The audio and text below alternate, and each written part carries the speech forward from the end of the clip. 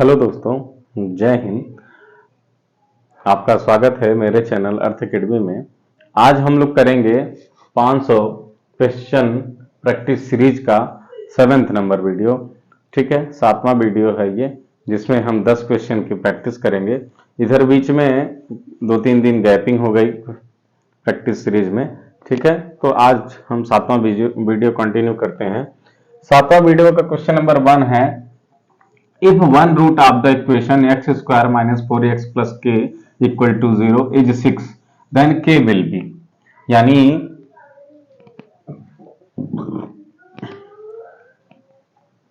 बोला है यदि एक इक्वेशन है एक्स स्क्वायर माइनस के एक्स प्लस के इक्वल टू 0, 4x प्लस के इक्वल टू 0, इसका एक रूट, यानी रूट क्या होता है, x की वैल्यू होती है, यानी x इक्वल टू हमको गिवन है x इक्वल टू 6। ठीक है, तो बोला है कि k की वैल्यू क्या होगी, तो हम k की वैल्यू, x की वैल्यू उसमें रख दें, k की वैल्यू आ जाएगी। तो पुट, तो x की जगह पे हम रखेंगे 6 का square, put x equal to 6 minus 4 into 6 plus k equal to 0, ये 36 minus 24 plus k equal to 0।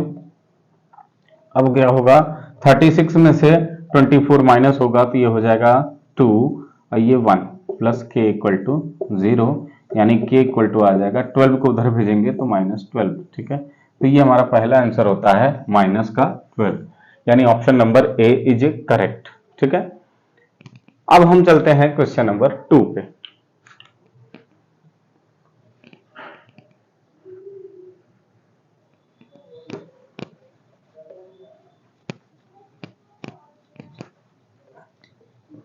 Question number 2 हमारा क्या है, cot square 30 plus cosec 30 degree और plus 3 tan square 30 equal to, यानी कॉट स्क्वायर 30 प्लस कोसेक 30 और plus 3 tan square 30, इसकी value किसके equal होगी, हम वैल्यू रखते हैं। कॉट स्क्वायर 30 इक्वल टू होता है, कॉट 30 की वैल्यू होती है वहां √3 का होल स्क्वायर, प्लस कोसेक 30 की वैल्यू होती है 2 और प्लस 3, और tan 30 की वैल्यू होती है 1/√3 का स्क्वायर लगाए तो स्क्वायर लगा देंगे। ये 3 स्क्वायर से कटा तो 3 आया, ये प्लस 2 आया, ये 3, ये स्क्वायर जब करेंगे तो 1 का स्क्वायर 1 और स्क्वायर से रूट कट जाता है तो 3, ये 3 से 3 कैंसिल आउट हुआ, यहाँ हुआ 3 2 5 और ये यहाँ 1 बचा, यानी 6। तो इस क्वेश्चन का आंसर आया हमारा 6, यानी option number 4 is correct.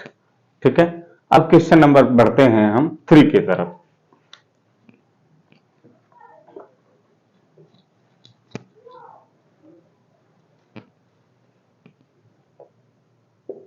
Three में क्या बोला गया है, sine A cos A sine B की वैल्यू क्या होगी यदि if tan a equal to 1/√3। अगर हमको tan की अगर वैल्यू दी हुई है, अगर हमको tan a equal to given है 1/√3, तो हम पहले एंगल की वैल्यू निकाल लें। तो tan a इक्वल टू हो जाएगा, यहां पर रखेंगे tan किसकी वैल्यू होती है, ये tan 30 की। अच्छा, ऐसा हमने किया क्यों, क्योंकि देखिए यहां पे पूछा है sine A cos A sine B की वैल्यू क्या होगी, तो जब तक हमें ए की वैल्यू नहीं पता चलेगी, सॉरी इसमें शायद बी की भी वैल्यू गिवन था,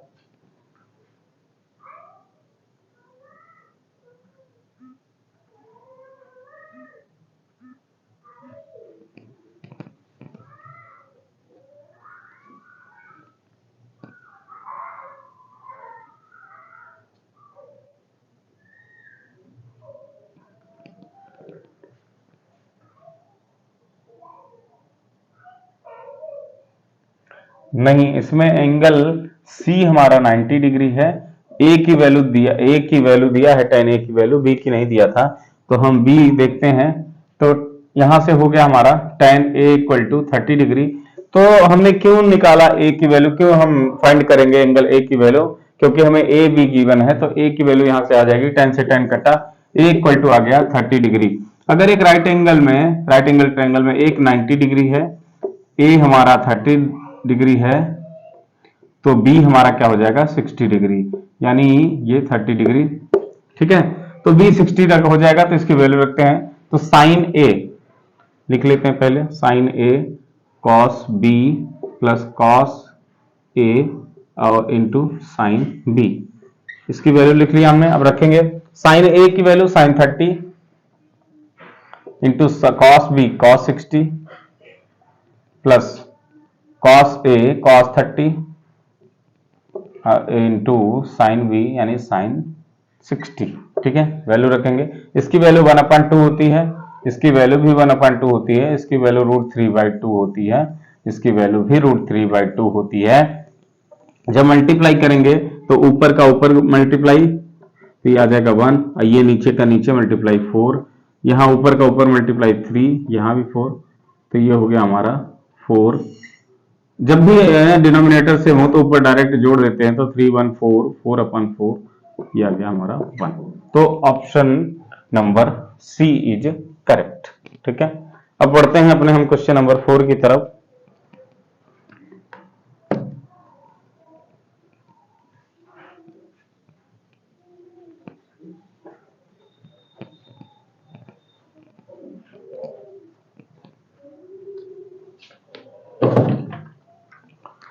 क्वेश्चन नंबर 4 में क्या बोला है, एक हमको मीन पूछा है, एक टेबल दिया हुआ है, हम टेबल बनाते हैं पहले।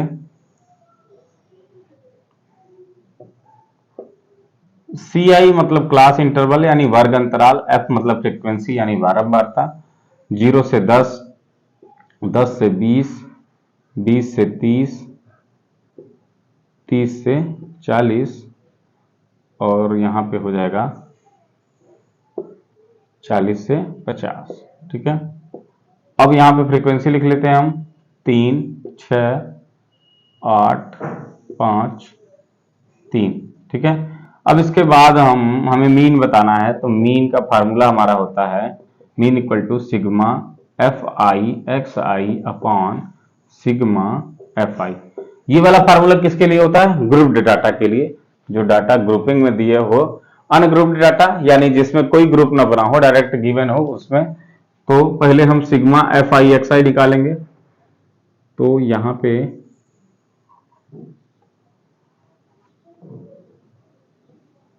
टोटल कर लेते हैं इनका, ये हो जाता है सिग्मा FI, यहाँ पे सिग्मा FI/XI, ठीक है। तो FI निकालने के लिए हमको FI/XI पहले हमें निकालना होगा सिग्मा, पहले XI की वैल्यू चाहिए। XI क्या होता है, XI यानी क्लास इंटरवल को जोड़ के उसका मीन करना होता है। XI यानी ये 0 और 10 को जोड़ेंगे तो 5, उसको 2 से डिवाइड करना होता है। ये 30 का आधा 15, 25, 35, 45, ठीक है। अब यहाँ पे निकालेंगे FI/XI, तो मल्टीप्लाई कर देंगे, 5 3 15, 30, 15 6 90, 200, 5 5 25, 5 3 15, 15 2 17 और ये हो गया हमारा 135। जोड़ लेंगे 0 0 5 5 15, दूसरी डिजिट 10 10 10 20 20 21, 1 2 4 4 4 2 6, ठीक है। तो ये गया 615 आ गया सिग्मा FI/XI की वैल्यू। अब यहाँ पे सिग्मा FI की वैल्यू 639,999 और 8 17 320 25, तो ये आ गया इसकी वैल्यू 25। वैल्यू रखते हैं मीन की, मीन इक्वल टू हो जाएगा sigma FI/XI upon sigma FI, रखेंगे तो 615 अपॉन 25, तो मीन आ जाएगा हमारा 2, पूरा कट करना पड़ेगा, 2 आया तो 50 50 11 बचा, 115 हो गया, तो 400 हो गया, 15 बचा 0, 24.6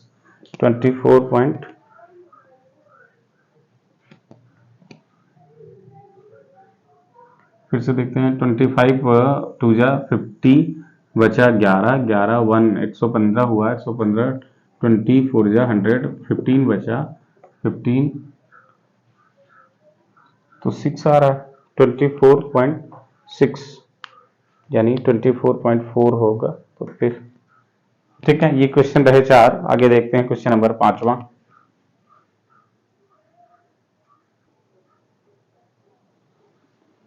अब देखते हैं हम क्वेश्चन नंबर 5 पर। क्वेश्चन नंबर 5 में क्या लिखा हुआ है? A rectangular sheet of paper 40 centimetre long and 22 centimetre wide is rolled to form a hollow cylinder of height 40 centimeter. The radius of cylinder will be, यानी एक पेपर लिया गया है,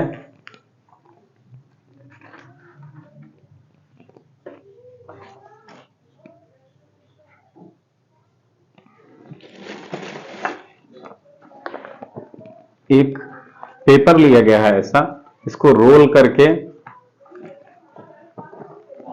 रेक्टेंगुलर शीट ऑफ पेपर, इसको role करके 40 centimetre और 22 centimetre का है ये पेपर, 40 सेंटीमीटर 22 सेंटीमीटर का पेपर है। अब इसको रोल करके एक सिलेंडर बनाया गया है, तो हम रोल करके इसको एक सिलेंडर बनाते हैं। अब देखिए, एक तो ये टेक्निक हुई, ऐसे सिलेंडर बन जाएगा, हॉलो सिलेंडर, खोखला बेलन, ठीक है। और एक तो ऐसे बन जाएगा, दो तरीके से हम बना सकते हैं सिलेंडर, लेकिन इसमें क्लू क्या दिया हुआ है कि हाइट 40 सेंटीमीटर है। अगर हम ऐसे मोड़ेंगे तो हाइट कितनी हो जाएगी? इस समय हाइट देखिए 22 सेंटीमीटर है, क्योंकि ये चौड़ाई के अकॉर्डिंग बना हुआ है, ठीक है। जब हम ऐसा पेपर लेंगे, अगर हम इसको ऐसे मोड़ दें, ऐसे गोल में, तो ये जब बनेगा तो इसकी हाइट कितनी होगी? 22 सेंटीमीटर। यहाँ पे हाइट 40 सेंटीमीटर नहीं होगी, तो यानी हमको लंबाई के अलॉन्ग मोड़ना पड़ेगा। ये लंबाई हमारी है 40, तो इसको ऐसे रोल करके ऐसे नीचे से ऊपर की तरफ मोड़ना होगा हमको, ठीक है। तो समझ में आई बात? अब हम देखते हैं,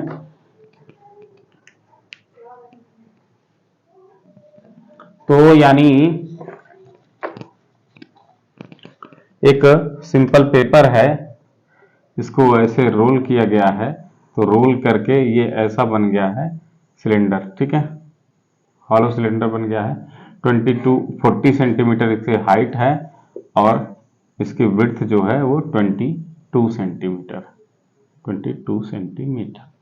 अब ठीक है, देखिए, अगर हम जब इस पेपर को रोल कर रहे हैं, ऐसे रोल कर रहे हैं, तो ये जो लेंथ है, ये जो लेंथ है, ये पूरा रोल होके देखिए क्या बन जा रही है?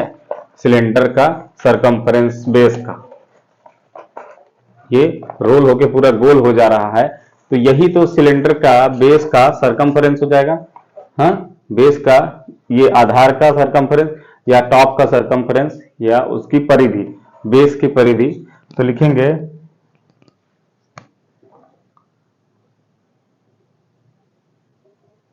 circumference of base equal to 2 pi R. और 2 पाई आर इक्वल टू किसके है? 22 सेंटीमीटर, क्योंकि ये 22 सेंटीमीटर लंबा था, घूम गया, गोल हो गया, तो 2 into 22/7 into R equal to हो जाएगा 22। 22 से 22 कटा, तो यहाँ पे आर इक्वल टू हो जाएगा 7/2। 7 इधर से ऊपर गया, नीचे से ऊपर, ये 2 नीचे आया, तो 7/2 यानी काट देंगे तो 3.5 सेंटीमीटर, यानी ऑप्शन नंबर ए हमारा करेक्ट हो जाएगा, 3.5 सेंटीमीटर। इस बात को बड़े ध्यान से समझना है कि सिलेंडर को हम लंबाई के अकॉर्डिंग मोड़ेंगे, ना कि चौड़ाई के अकॉर्डिंग, यानी along विद लेंथ नहीं मोड़ेंगे, along विद ब्रेड्थ मोड़ेंगे, चौड़ाई के अकॉर्डिंग मोड़ेंगे, तभी लंबाई 40 होगी, ठीक है। इस बात का ध्यान देना है, उसी में दिया हुआ है क्वेश्चन में, ठीक है। अब आगे बढ़ते हैं question number 6।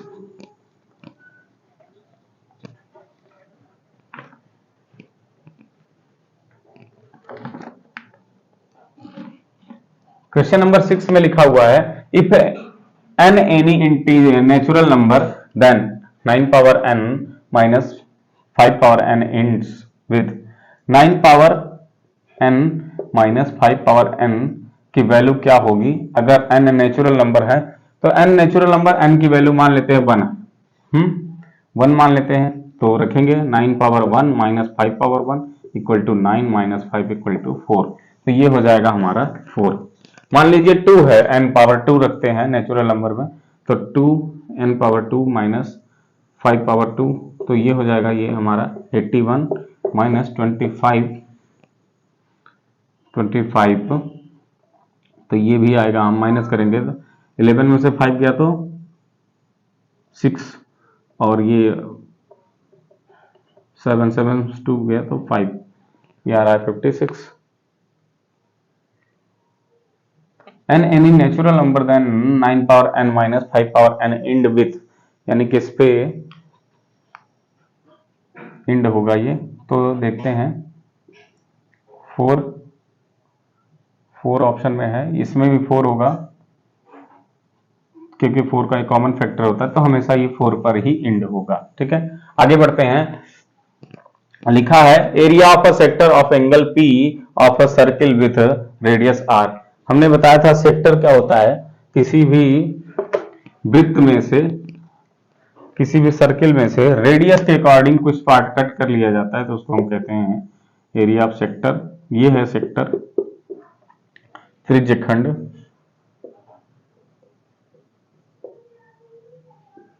Area of sector होता है theta upon 360 into pi r square. ठीक है, वैल्यू रखते हैं, तो एंगल P दिया हुआ है और ये दिया हुआ है 360 इंटू पाई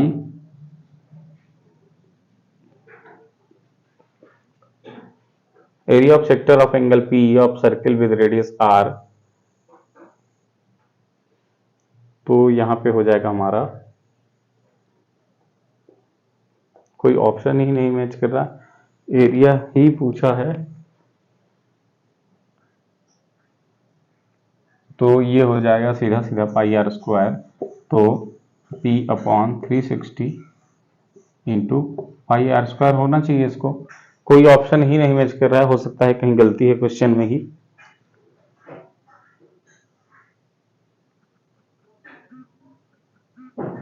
आगे देखते हैं, एरिया ऑफ सेक्टर यही होता है फार्मूला। ठीक है, अगर यहाँ पे हमको इसकी लेंथ पूछ लेता तो theta upon 360 into 2 pi r करते हम, तो 2 से ही कट जाता, तो थीटा यानी थीटा की जगह P था, P upon 180 into pi r हो जाता, जो कि कोई ऑप्शन नहीं मैच कर रहा है।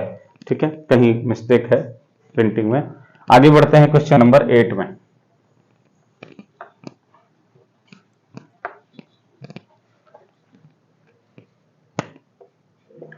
एट में क्या बोला है, 8 में ऑप्शन नहीं दिख रहा होगा, ऑप्शन हम लिख देते हैं ऊपर।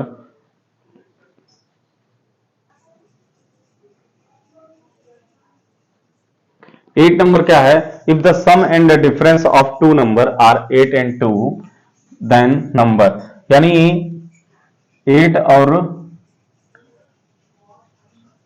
यानी दो नंबर का सम जो दिया हुआ है, मान लेते हैं एक नंबर x एक नंबर y है, तो दो नंबर का सम 8 है और इनका डिफरेंस जो हुआ है वो 2 दिया है। हमारे पास 4 ऑप्शन है, 6, 2, 5, 3, 7, 1 और 1, 2।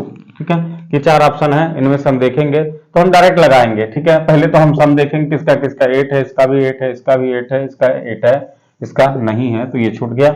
आगे देखेंगे अब डिफरेंस किसका 2, इसका 2 है, इसका 2 है, इसका भी, इसका 2 नहीं है, ये छूट गया।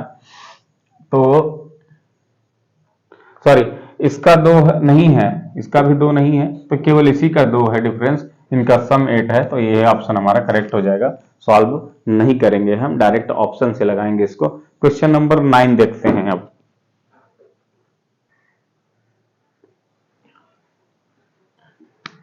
अब देखते हैं क्वेश्चन नंबर 9। क्वेश्चन क्या है, if 1 upon cosec theta equal to 1 upon sec theta then theta equal to, यानी 1 अपॉन कोसेक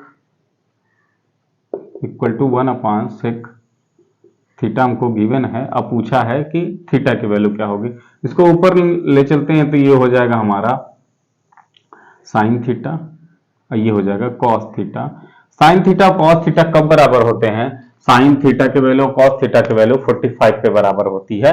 ये तो हुआ डायरेक्ट, 1/√2 होता है दोनों की वैल्यू, ये हुआ डायरेक्ट। लेकिन अब हम इसको सॉल्व कर लेते हैं। Sine theta equal to sine को अगर हम कॉस को हमें साइन लिखना होता है तो साइन कॉस को हम जब भी साइन लिखना चाहें तो साइन 90 माइनस थीटा कर लें तो आ जाएगा। तो साइन से साइन कट गया, theta equal to 90 minus theta, theta को इधर ले आएंगे 2 थीटा हो जाएगा ये 90, तो ये हो जाएगा थीटा इक्वल टू 45। ये ऐसे भी आ गया और डायरेक्ट मेथड भी है। साइन और कॉस की वैल्यू 45 पे इक्वल होती है, tan और cot की वैल्यू भी 45 पे इक्वल होती है।